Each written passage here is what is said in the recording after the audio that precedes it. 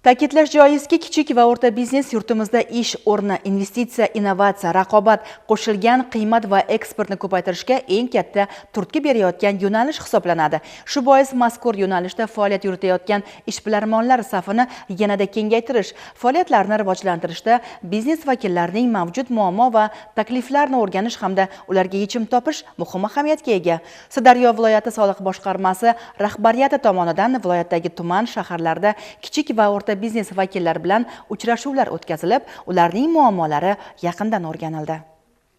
Sirdaryo viloyat soliq boshqarmasi rahbariyati tomonidan Guliston tumanida kichik va o'rta biznes vakillari bilan ochiq muloqot o'tkazilib, tadbirkorlikni rivojlantirishga oid muhim masalalar muhokama qilindi.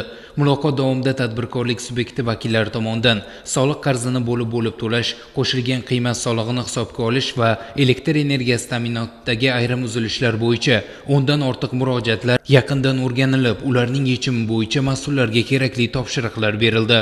Bu uchrashuvda asosan tadbirkorlarni qiynayotgan savollar, aynan mana shu savdo sohasida, undan keyin o'zlarini ishlab chiqarish sohasida, yer masalalari bo'yicha, kadastr masalalari bo'yicha, auksionga yer olish bo'yicha, keyingi tadbirkorlik rejalarini, istiqbolli rejalarini bajarish bo'yicha tadbirkorlardan bir qator savollar va takliflar kelib tushdi. Bu savollar va takliflarni viloyat boshqarmasidan biriktirilgan korxonabay hamda tuman soliq inspeksiyasi tomonidan biriktirilgan mahallabay sho'basi mutaxassislari savollarga javob berib, tegishli tashkilotlar yordamida o'sha muhokama tarzida ko'rib chiqildi. Savollar va takliflarning qariyb 50% joyida bartaraf qilindi. Shuningdek, Sirdaryo viloyat soliq boshqarmasi boshlig'i o'rinbosari boshchiligidagi ishchi guruh tumanda faoliyat olib borayotgan tadbirkorlarning ish jarayonlari bilan yaqindan tanishib, sohani rivojlantirishda biznes vakillarining mavjud muammo va takliflari tinglandi.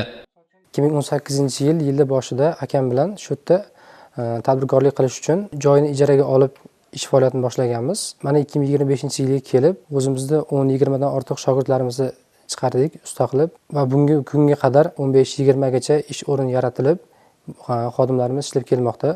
Stol, mebel, eshik, uyga ketadigan mebel texnika jihozlarni ishlab chiqarib kelyapmiz. Bizning muammolarimiz haqida qiziqishib, o'zimizning takliflarimiz bilan tanishib, ular ham biz ham o'zimiz fikrimizni bildirib o'tdik. Bizda asosan elektr tarmog'iga bog'liq bo'lgani uchun ishimiz svetda ozgina uzilishlar bo'layotganligi sababli shu svet muammosini yechim berishga faqat sal kamroq o'tishi uchun shu muammoga bir taklif tariqasida aytib o'tdik.